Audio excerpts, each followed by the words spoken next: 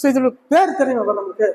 ஆதாம், சேத், ஏனோஷ், Canon, மகாலாலேல், யாரேது, ஏனோக்கு, Methuselah, லாமேக்கு, Noah. இந்த 10 பேருக்கு அதனுடைய அர்த்தம் என்ன, எப்ரேய மொழியில அவருடைய அர்த்தம் என்ன நமக்கு தெரியணும். அதுல என்ன ஆழம் இருக்கு, அதுல என்ன சீக்ரெட்ஸ் இருக்கு, ஆவிக்குரிய சத்தியம் என்ன இருக்கு, அதுல என்ன சுவிசேஷம் எதனா இருக்கா அப்படின்னு நமக்கு தெரியணும். ஸோ எழுதுறவங்க எழுதிங்க, ரொம்ப யூஸ்ஃபுல்லா இருக்கும். இல்லை ஞாபகம் வச்சுக்கிறோம் அப்படின்னு சொன்னா நீங்க ஞாபகம் வச்சுக்கலாம். ஸோ ஆதாம் என்றால் மனுஷன், ஆதாம் என்றால் மனுஷன்.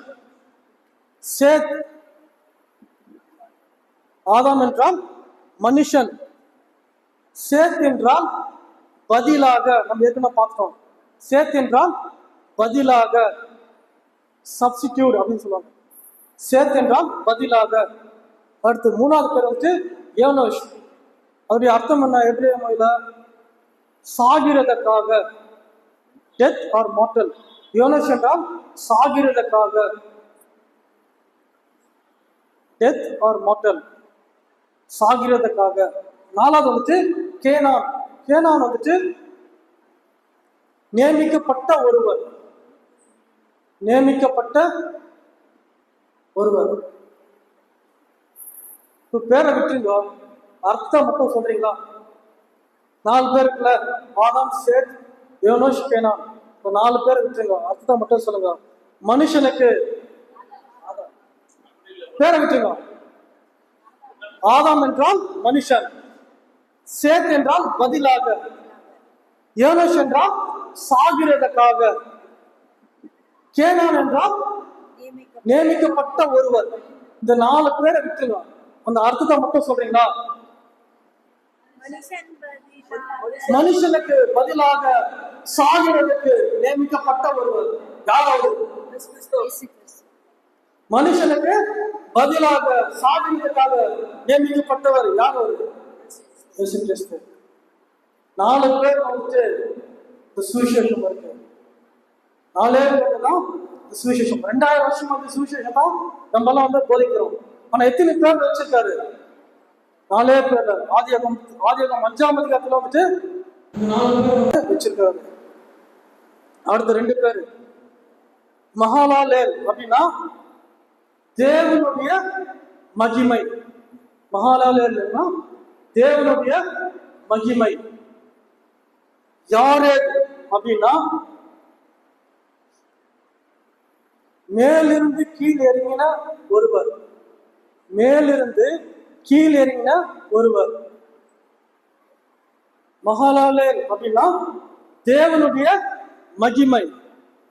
யாரேத் என்றால் மேலிருந்து கீழ் இறங்கி வந்த ஒருவர். பேரை விட்டுருங்க, அர்த்தத்தை மட்டும் சொல்லுங்க. பேர் தேவனுடைய மகிமையோடு மேலிருந்து கீழ் இறங்கி வந்த ஒருவர் யார்? அவரு இயேசு கிறிஸ்து. அடுத்து 4 பேரு. இதுல இன்னொரு அர்த்தம் இருக்கு. யோனாக்கு 2 மீனிங் வரும். யோனாக்கு ஒண்ணு அர்ப்பணிக்கப்பட்ட ஒருவர், இன்னொன்னு போதிக்கிறவர். சோ இப்போ இந்த 2 பேரும் சேர்த்து யோனாக்கு ஒரு ஆட் பண்ணீங்கன்னா போதிக்கிறவர் எடுத்துக்குவோம். சோ தேவனுடைய மகிமையோட மேலிருந்து கீழ் இறங்கி வந்த ஒருவர் போதிச்சார். யார் அவரு? ஏசப்பா. அடுத்து இப்ப 4 பேர் வச்சுக்கலாம். யோனாக்கு, மெத்துசலா, லாமேக்கு, நோவா. சோ யோனாக்கு அர்ப்பணிக்கப்பட்ட ஒருவர். இன்னொரு மீனிங் இருக்கு. யோனாக்கு என்றால் அர்ப்பணிக்கப்பட்ட ஒருவர். மெத்துசலா அப்படின்னா நம்ம ஏற்கனவே பார்த்தோம், அவர் மரணம் கொண்டு வரும். அடுத்து லாமேக் என்றால் வல்லமையான, பவர்ஃபுல். நோவா என்றால் ஏற்கனவே வசந்தத்துல இருக்கு, இலைப்பாறுதல். நோவா என்றால் இலைப்பாறுதல். இந்த 4 பேர் அர்த்தம் மட்டும் சொல்லுங்க. அர்ப்பணிக்கப்பட்ட, அவர் மரணம் கொண்டு வரும் வல்லமையான இலைப்பாறுதல். யாருடைய மரணம் வல்லமையான இலைப்பாறுதலை கொடுத்தது? இயேசு கிறிஸ்துவின் மரணம் வல்லமையான இலைப்பாறுதலை கொடுத்தது. அவர் மரணம் கொண்டு வரும் வல்லமையான இலைப்பாறுதல். இயேசு கிறிஸ்துவின் ரத்தம் தான் வல்லமையான இலைப்பாறுதலை கொடுத்தது.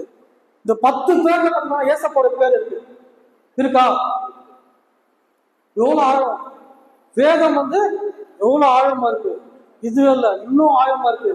இயேசுவை ஏற்றுக்கொண்ட யூத நபிமார்கள் வந்து ரொம்ப வந்து ஆழமா பார்ப்பாங்க. அதுக்கு வந்து நம்ம நினைச்சுதான் பார்க்க முடியாது. அவ்வளவு ஆழமா வந்து அவங்க வந்து ட்ரில்டம் பண்ணுவாங்க. அத்தனை லேயர்ஸ் பார்ப்பாங்க.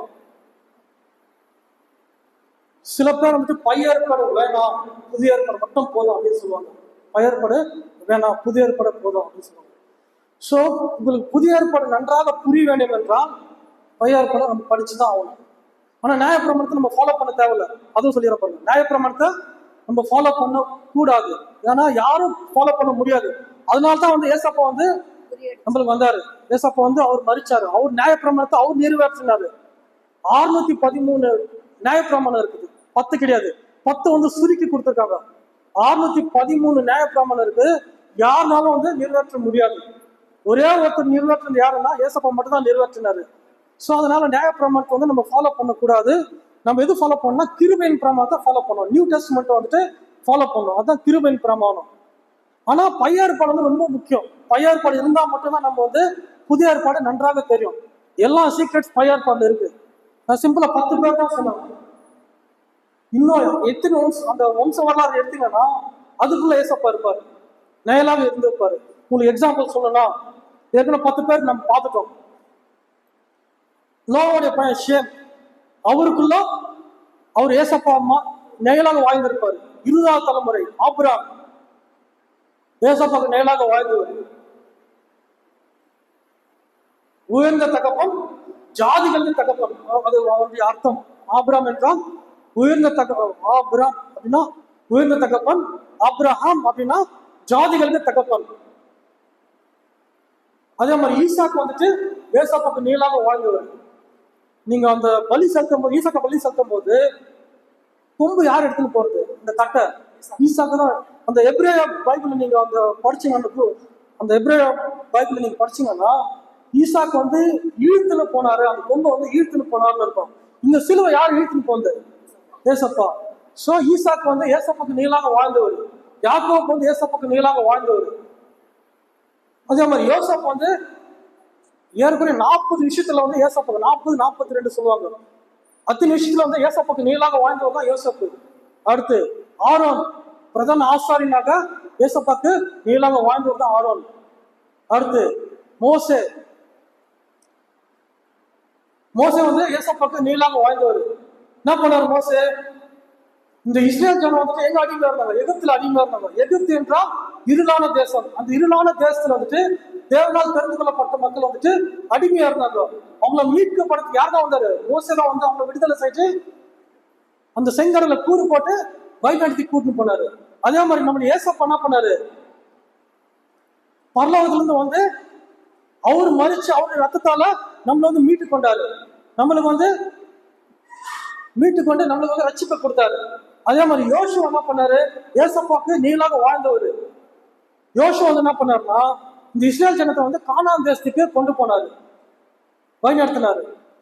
ஸோ ஏசப்பாக்கு நீளாக இருந்தவர் தான் யோசுவா. அதே மாதிரி நம்ம ஏசப்பா வந்து இந்த பாவமான உலகத்துல இருந்து நம்மள பரம காணான அந்த பரலோகத்தை கூட்டு போயிட்டு அதே மாதிரி நமக்கு 1000 வருஷம் அரசாட்சிக்கு நம்மள வழிநடத்துறது யாரு?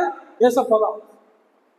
அதே மாதிரி தாவீது ராஜா வந்துட்டு ஏசப்பாக்கு அநேக விஷயத்துல வந்துட்டு தாவீது ராஜா தான் வந்துட்டு பைபிள்ல அதிகமா இருந்தது. ஏசப்பாக்கு நிழலாக இருந்தது வந்து தாவீது ராஜா தான். அடுத்தபடியாக யோசப் இருப்பாரு. ஸோ அதிகமா வந்து தாவீது ராஜா தான் வந்துட்டு ஏசப்பாக்கு நிழலாக இருந்தாரு. அதே விதமாக எலியா அநேக விஷயத்துல வந்து ஏசப்பாக்கு நிழலாக வாழ்ந்தது. அதே மாதிரி ஓசியா மூலமாக ஏசப்பா வந்து நிழலாக வாழ்ந்தாரு. எஸ்தர் மூலமாக ஏசப்பா வந்து எஸ்தர் வந்து ஏசப்பாக்கு நிழலாக வாழ்ந்தவங்க தான். மொத்தேகா ஏசப்பாக்கு நிழலாக வாழ்ந்தது. ரொம்ப ஆழமா இருக்கும் அதெல்லாம். அது மாதிரி வந்துட்டு நம்ம வந்து பழைய ஏற்பாடு முழுசா நீங்க பாத்தீங்கன்னா ஏசப்பாக்கு நிழலாக வாழ்ந்தவங்க தான் அநேகர்.